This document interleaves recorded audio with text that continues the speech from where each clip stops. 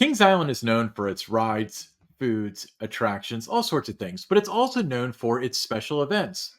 Here's some of the ones we'd like to see the park do. Hello, everybody. Alongside Don Helbig, I'm Ryan Sir, and this is Tower Topics.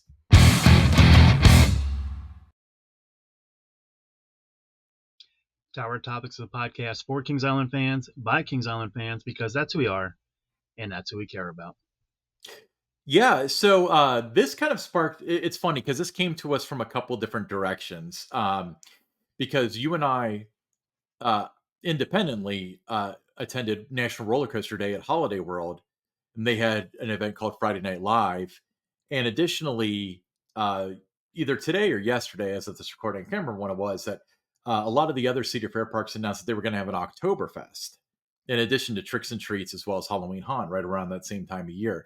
Now, as of this recording, we don't know if Kings Island's going to do Oktoberfest, so we're gonna kind of talk as if they don't, until we hear otherwise, of course. But yeah, so the main thing is when we're comparing um, live events to normal operations, it comes down to having things that people want to talk about, something that's different, something that the park offers that they normally don't. Um, so the Friday Night Live thing that we attended, Holiday World is almost never open at night, especially when it's dark. And especially for National Roller Coaster Day, they did the Trimless Voyage rides, which was, a holy experience, as some would describe it, me included. And then they had live bands, they had stilt walkers and so on. The specialty food items, drink specials, all sorts of stuff. They were all over the place, but great time. So, with Kings Island, they are open Friday nights, but they don't have anything special going on. In fact, there's no live entertainment, to my understanding, right?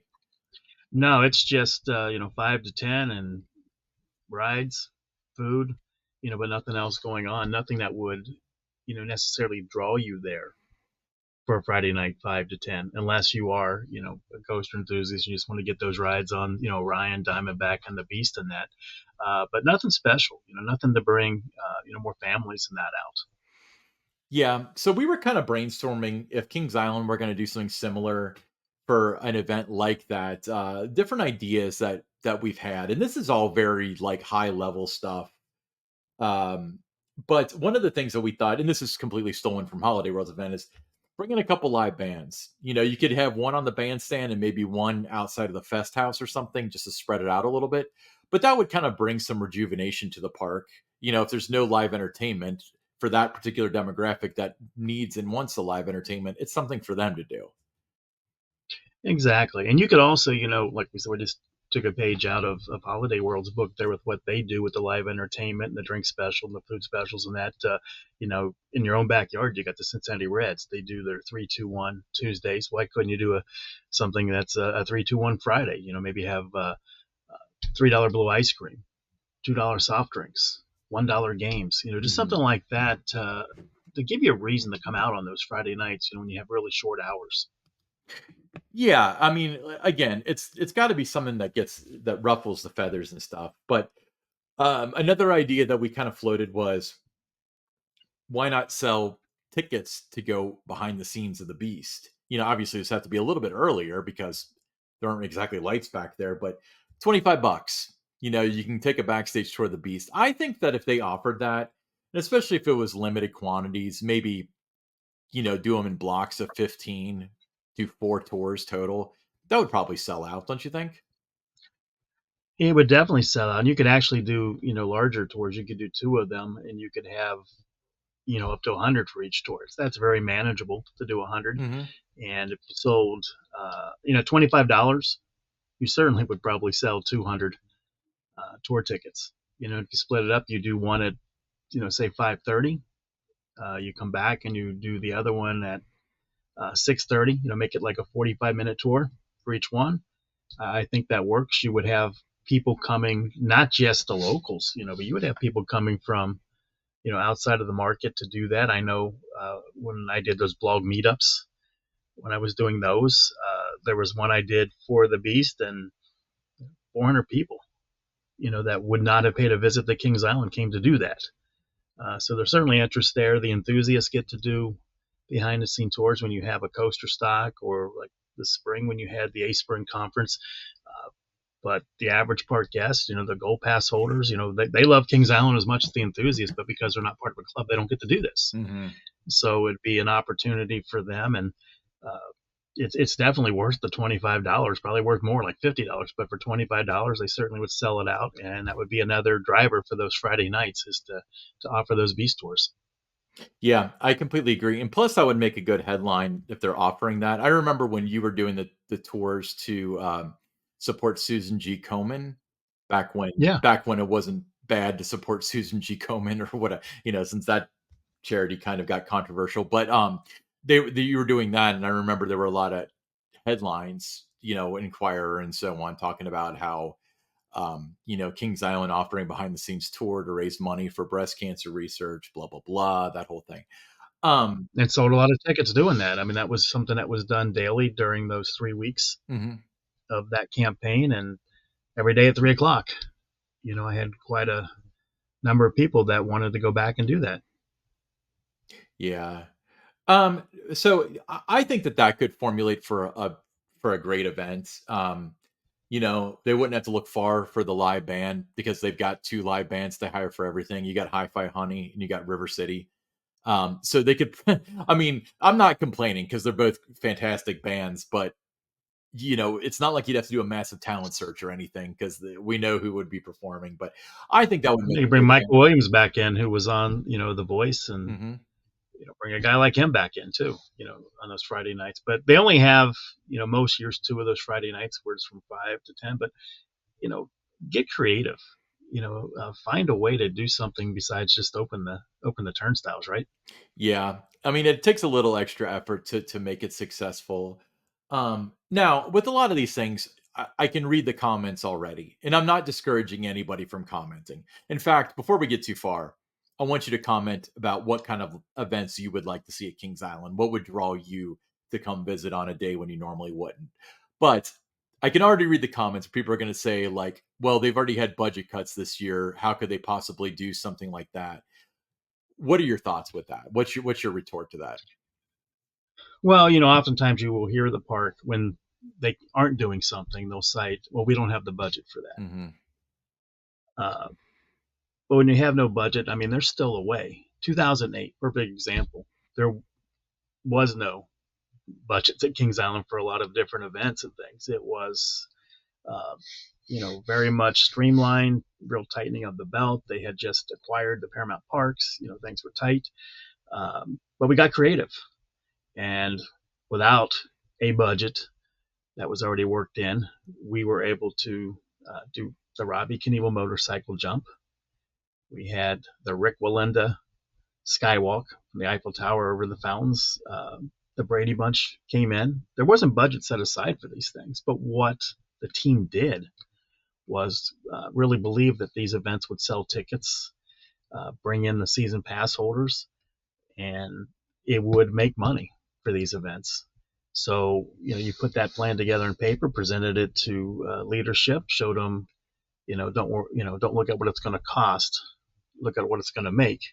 And all three of those were highly successful. So you just have to fight for it sometimes. You just can't say, well, they didn't give us a budget, can't do it. That's the easy way out. If you want to get creative, find a way. Just present your case. This is why we should do it. And oftentimes, people will listen. Yeah, you gotta that seems like it's been the story of Cedar Fair, and it's gonna continue to be the story of Six Flags, where you have to overcome the no's pretty often. Like I can't tell you how many, not just you, but a lot of people that have done some pretty amazing things for Kings Island and Cedar Point and stuff were like, they told me no, and I had to tell them this and this and this, and it turned out to be successful. Of course, you have to be pretty sure it's going to be successful. If you do put all the money into this and then just open the gates, then you just wasted the money you put into this. But with that being said, being competently run, things like this should be very successful. But let me ask you this, Tom. Yeah, and you've got to have the right team in place too that wants to do these things. When we did the Knievel jump, everybody knew it was going to be a lot of work. There Mhm. was only a couple weeks' notice Yeah. to do that, but everybody was on board. Everyone was excited about it. And when you have that going for you, you have that kind of energy and things, your guests even feed off of that. So you just have to have the right team in place too that uh, doesn't want to just do the basics and what's thrown at them. This is what they gave us. Let's work with this. You want to have a team that wants to fight for their guests and have more, things going on in the park. And if you have an event idea that you really believe in, find a way to make that happen. It's not, you know, no, we can't. How about, why can't we? Why not? Let's find a way to get it done. And you can get creative. Again, you don't have to have the big budgets or anything like that. These Friday night things we're talking about, very minimal. It just really, in a lot of ways, the Beast Tours, it just requires, you know, 2 or 3 people to be there past 5 o'clock to give these tours, right? Yeah. Not that hard. Yeah. Um, do you think that there would ever be an appetite to have like the Beast run trimless like the Voyage does for National Roller Coaster Day, or do you think that's way different? There certainly would be that appetite.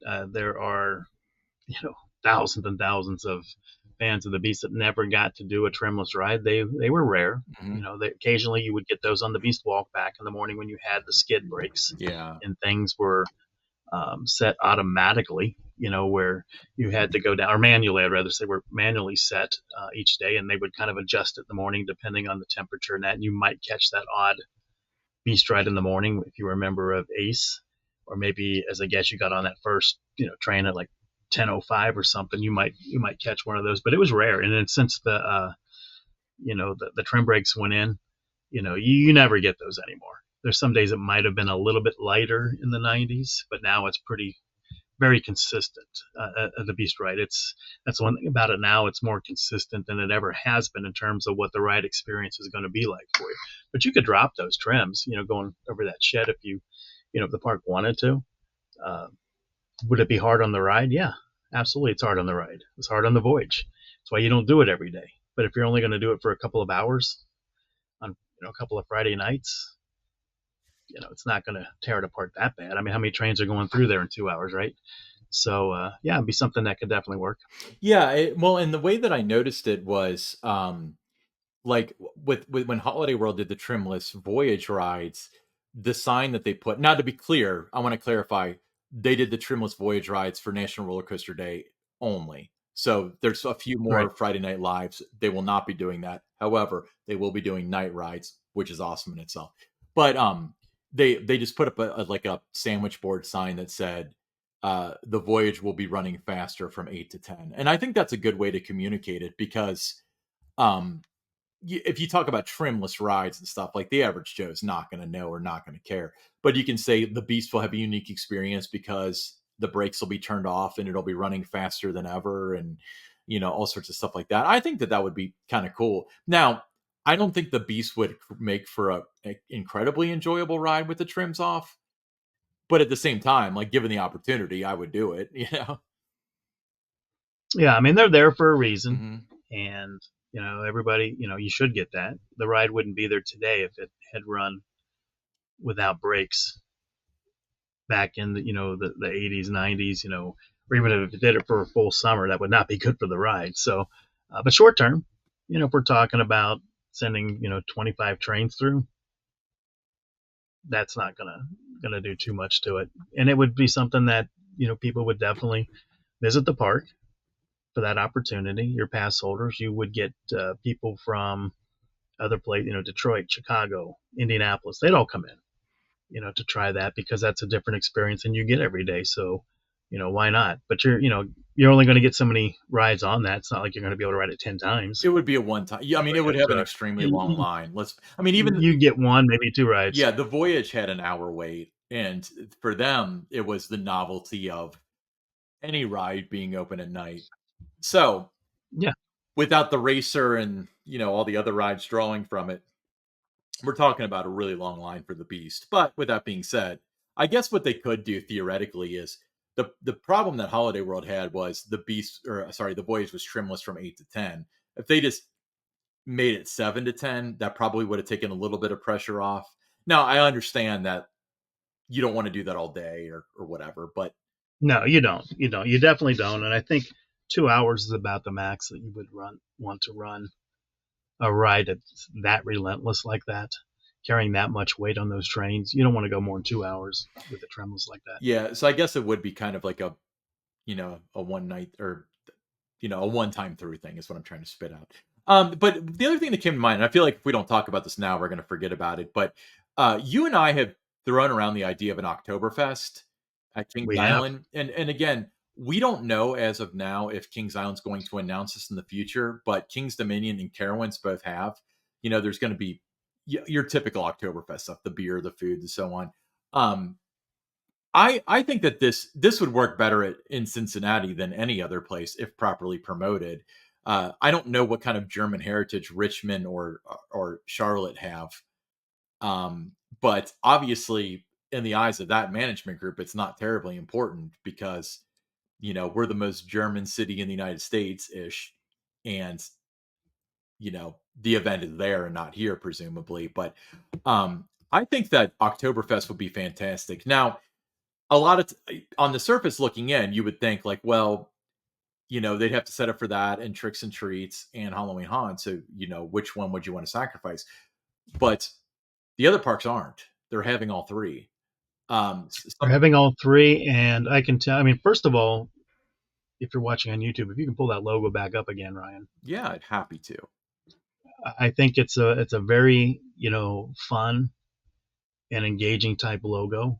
It's telling you that in addition to the Oktoberfest thing, you're still going to be able to come and enjoy your favorite rides. The fact that they're doing three different events in the fall at the same time, like if you're there on that Saturday, you're going to get tricks and treats, you're going to get Oktoberfest, and then you're going to get Haunt.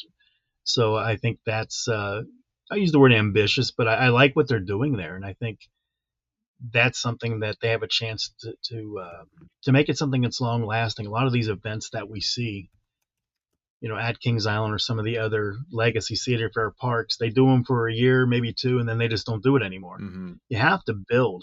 It takes time. You need stuff to become a staple. You look at Dollywood. A lot of those events now have been there, 5, 7, 10 years. People can plan around that because they know that's going to be there during that time period every single year if you're a pass holder.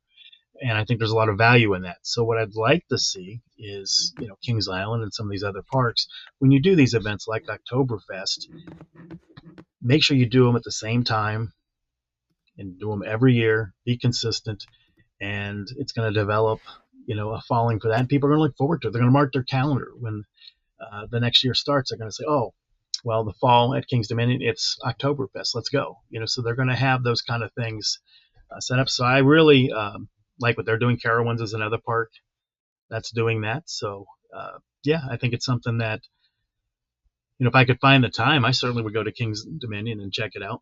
Yeah. So I don't want to go too much off on a tangent about this event, but for those of you who wonder, the Kings Dominion one's running Saturdays and Sundays, September 21st through November 3rd. The Carowinds one is September 15th through November 3rd. So it's the same run as their Haunt, I believe.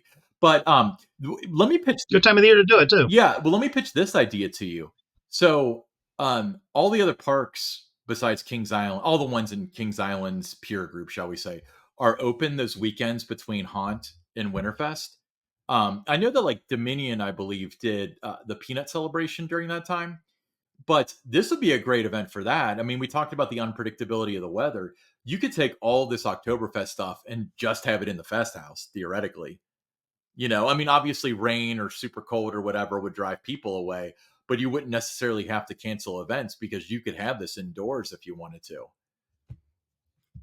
But they have to Yeah, be open those it's weekends. something you could transport, but they've got the right place to do it there. Outside of the fest house.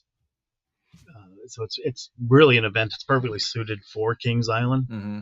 of all the parks in the chain. Yeah.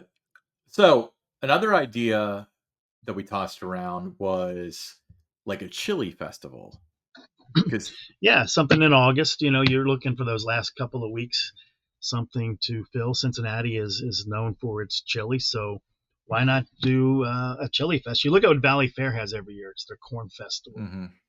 So why not a chili festival? I mean, it would be fun. You could do things like a chili cook-off, competitions with that. Um, you could do the People's Choice Awards with it, have celebrity judges, themed food and beverages around it. I mean, the culinary team at Kings Island is very, very talented. This would give them an opportunity to kind of really showcase, some of their skills there with that. Chili beer and cocktails, so you can feature those craft beers with a chili twist, so there's a lot of fun that you could do with it. And of course, you bring in your live entertainment. Maybe this time you bring in like a Southwestern or Tex-Mex type of a band to come in and play live music throughout the day. You can have cooking demonstrations, chili eating contest, with the guests. I think they would enjoy that if they could take part in a chili eating contest. You do it in a safe way, but you have that kind of competition, different levels of heat to cater to various participants. You could, just for fun, retheme some of the rides to a spicy ride names, with chili. So just rebrand a few of those. The chili pepper hunt around the park. Organize a scavenger hunt around the park where guests search for hidden chili peppers and prizes for those who find the most. Uh, Family friendly activities, those chili craft stations for the kids. Um, they could decorate chef hats, make paper chili peppers, all kinds of things like that. So it's just a lot of fun that I think they could do. I think the thing that would get thrown out right away is we can't. We have a partnership with Skyline Chili. Well, that's why you can do it. Work with Skyline Chili on this, and just have a lot of fun with it. I think that's why you could do it, because of your partnership with Skyline Chili. Yeah, I was kind of wondering myself if I mean the pushback they would get is the food soup. You'd be like, well, if they're eating the chili, then they won't buy our food, and it's like, well, they all have meal plans, so they're not buying your food anyway. But you're right. That would be a very interesting event, and I That's something Kings Island could own, right? It'd be something that would be there. You do it Saturdays and Sundays, mid-August through Labor Day. You partner with Skyline Chili, uh, and it's something that is unique to Kings Island. I think that's important too. Sometimes with events, you see a lot of the same events at the different parks. Have something that is unique to you, and it's something that could be a staple, would have a long shelf life. So why not? You know, get on the phone with Skyline and let's see what you can do. So here's my twist on it. So let's say that they did have pushback when Skyland was like, the last thing we want to do is have other chilies compared to ours. I love Skyline chili, but there's a lot of people that are like, that's not really chili. Like the people from Cincinnati are dumb because that's not really chili. But here's another take on it. All of your ideas there, with the exception of like the chili cook off and stuff like that, because maybe that is introducing competition or whatever. Well, let's say you have to use Skyline Chili, no matter what you're Well, making. that's my Your thought. your ingredients have to be Skyline Why Chili. not have it so the park creates special chili food items? Uh, Skyline chili pizza I've had before, amazing. So Yes, it's pizza crust, yes, it's cream cheese, Skyline chili, and then the shredded cheese, the sharp cheddar, and then I can't remember if there's. I think they might dab hot sauce on top, something like that. They could have Skyline rice bowls at Enrique's. They could have. I don't know what they would do at Grain and Grill. I'm not that. I haven't eaten a Grain and Grill this year, so I can't mentally formulate that. But French yeah. Corner could have chili soup or something, or I just think there's a million possibilities because people make their own Skyline chili dip and so on. So I just think that the But there you go. I mean, possibilities are there. that's a good thing. An appetizer at the like the brew house, the Skyline Chili dip or something. I mean, you can do so many things with it, and because you have Skyline already there, as long as all these different competitions and cook-offs and that are using Skyline Chili as part of the ingredients for it, then there shouldn't really be a problem there. Not only not a problem, but if you call it, Skyline Days at Kings Island, hey, look, Skyline now has incentive to essentially pay for all your costs involved with this. I mean, if you're going to have an event, you're going to name it after their company, they're going to have to pay up for that at the very least. Exactly. And you look at this, I mean, this has, those earned media opportunities, just handed to you on a silver platter with something like this. Yeah, it's definitely layup. So it's something that they can do. Don, let's talk about the tower topics. Oh, wait, no. Reminder one more time. What kind of events would you like to see at Kings Island? Put it in the comments right down there. See it down there. Put it in the comments what kind of events would draw you to Kings Island. Don, tell us about the Tower Topics t-shirts. Tower Topics t-shirts, they come in a Carolina blue. Very comfortable material. They cost $22. That includes your shipping. Comes in whatever size you may need. And all you have to do is just message us on our X, which is tower_topics, and we'll send you the QR code once you purchase your shirt. It only takes a matter of days to get them. And then you can join the hundreds that have now purchased a t-shirt. And, we're seeing these being worn in different places around the city. It's kind of fun. You and I actually saw some people wearing Tower Topics t-shirts at Holiday World. Yeah, and it was funny because I asked you. So to clarify what happened, so Don went to Holiday World. Me and my girlfriend went to Holiday World, but we didn't go together. We met up, in the evening to ride the Voyage together. And of course, Don has his fan club with them, and they asked me to take a photo of them with Don, not paying any attention to the guy that co-hosts with Don, by the way. But anyway, but there was a group of people wearing Tower Topics shirts, and I was like, oh, did they know you were coming? And you're like, no, I have no idea who those people are. So that's kind of a cool thought that these people wore these shirts. They supported the show, not knowing we'd be there, and then. Yeah, I mean, I know different names and things. You see different, whether it's on, X or something, you see or they ask us questions, you see their names and that, but you don't really, you haven't formally met these people, sometimes. And it was nice to meet them after the ride and, ask them, we'll thank them for, supporting the show and, ask them what they liked about it and those kind of things. So, yeah, it's always fun. But if you want to get a t-shirt, just let us know and we'll get you one. I've got several questions about getting t-shirts in other colors. If you're interested in that, send us a message. I can't guarantee it, but we'll look into it for you. We can get different colors. You name the color. Well, The supplier, Mike, the shirt supplier comes in different thing. I mean, there's sure. an ash color. You could do it in black, but you got to make sure the logo, is going to look good on the shirts. I would think outside of like a gray or ash, the blue that we use, those are probably the two best colors for it. Yeah, that was my concern as well, that the logo may not show up. But yeah, $22 including shipping. It's a heck of a deal. We'll be right back with the listener questions. All right, first listener question. This is coming from Bill C. from Parts Unknown. Okay, I've got to read this one. He said this may be a long one. Bill C. from Parts Unknown. He said, this may be a long question. For 2024, I got the all park season passes to both Cedar Fair and Six Flags last August 12th for Cedar Fair Gold and September 5th for Six Flags Platinum, I think. My total price was, with taxes and fees, $323.28, $211.99 for Cedar Fair, $111.29 for Six Flags. Don, are you writing this down? We got some math coming up. Yes. Okay. This year it will be buying through Kings Island, $185 renewal pricing for Cedar Fair.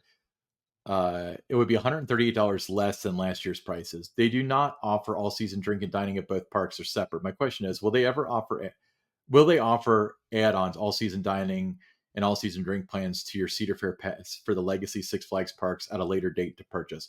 Or do they say you can't add all season dining plan to Six Flags parks to your gold Cedar Fair plan and must therefore purchase a Six Flags pass anyway, just like last year? I want to have both all season dining and drink plans for both Cedar Fair and Six Flags. I think what he's asking is, do you think that they'll offer an add-on for the all season dining that will work at the Legacy Six Flags parks? My understanding is no.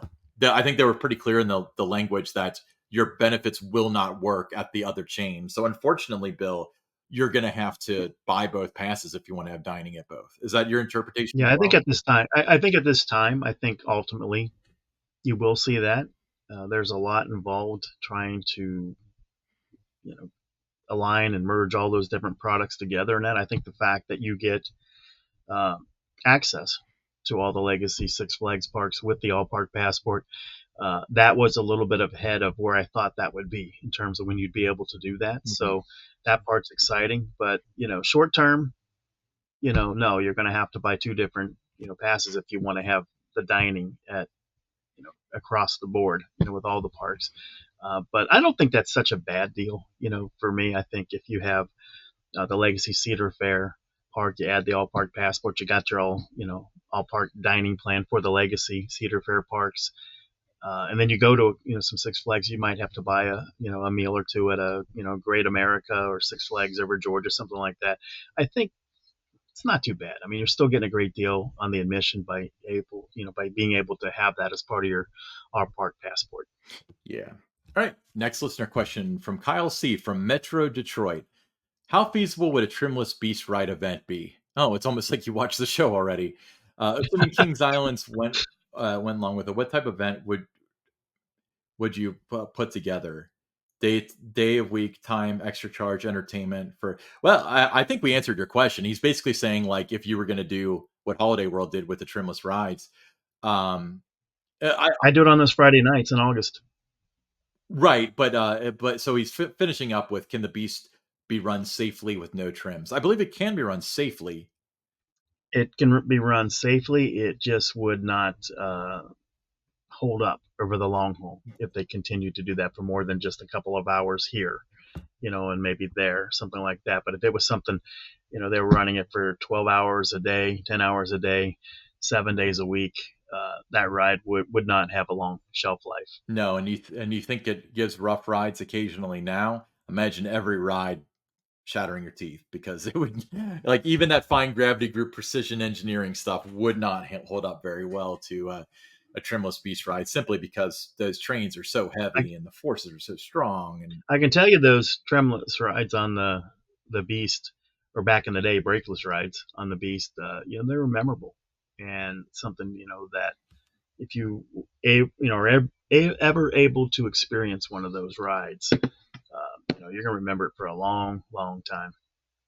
yeah. So hopefully they do it someday. All right. Hey, I'm Ryan Sir along with Don Helbig, and this is Tower Topics.